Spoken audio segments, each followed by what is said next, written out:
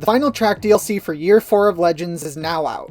Nestled in the forested hills of Maryland, Pastranaland brings with it a narrow national, a large pit bike track, 2 invitational races, a time attack exclusive supercross track, and tons of room for free ride and exploration.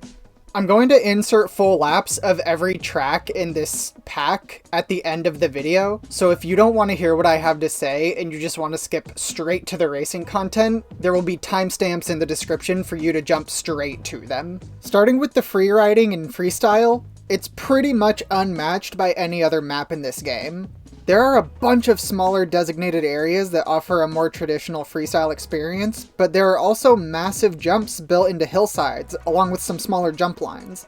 Some of these jump lines are so small that they feel more tuned to the 50, but they work just fine on any bike. There are tons of things to do, and even little courses to mess around on, like a little turf track and a concrete figure 8 in the middle of it. Because more than just moto happens here, over near the shop area there are wooden ramps and concrete whoops built for BMX and skateboarding. These are definitely more tuned for the pit bikes as their small stature makes them perfect for messing around in bowls and quarter pipes, but unfortunately the game's physics just aren't quite equipped for the steep, fast transitions in some of these rollers. There's also a fully functional foam pit. You send foam squares flying everywhere when you land in it, and hilariously the trampoline works too.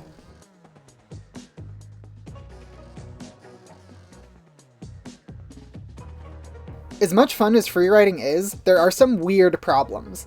Some of these ramps just feel poorly placed, or shoot you straight up for seemingly no reason.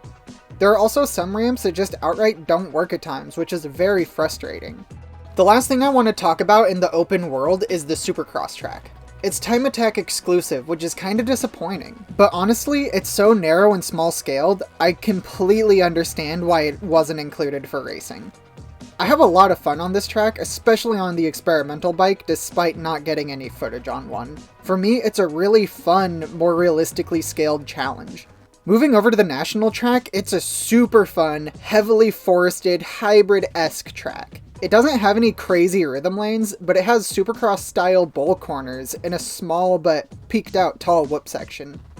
We also have some cool track features that are built into and cut into parts of the hillside. I really like this track. It feels like a gnarly backyard style track, and the bots are actually insanely good on it too, which was really surprising to see.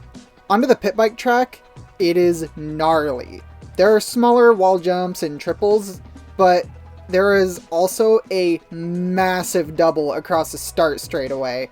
There's also a couple of split lanes with metal ramps that are pretty fun.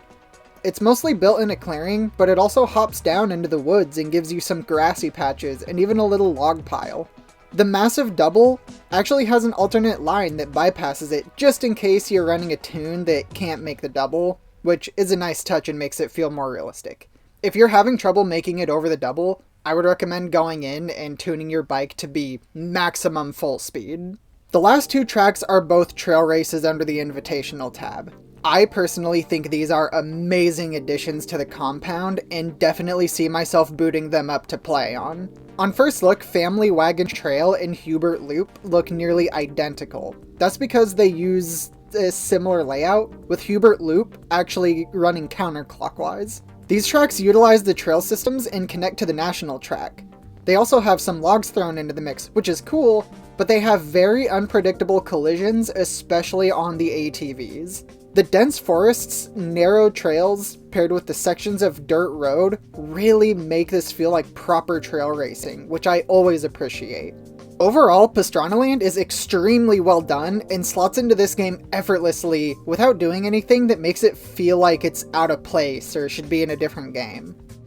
The amount of detail on this map is unreal, from the foam pit, again, actually functioning and throwing foam everywhere when you land in it, to the little creek running through the woods, and the pine needles and leaves piling on the ground, the little buildings everywhere, the cargo containers, the skate parks, the concrete paths. Everything looks really good, and for the most part, it's all very, very fun to interact with. The long flowing jump lines are so satisfying to get right, and the massive hits that jump over barns and entire hillsides are so much fun to just hit full speed and see how far you can go.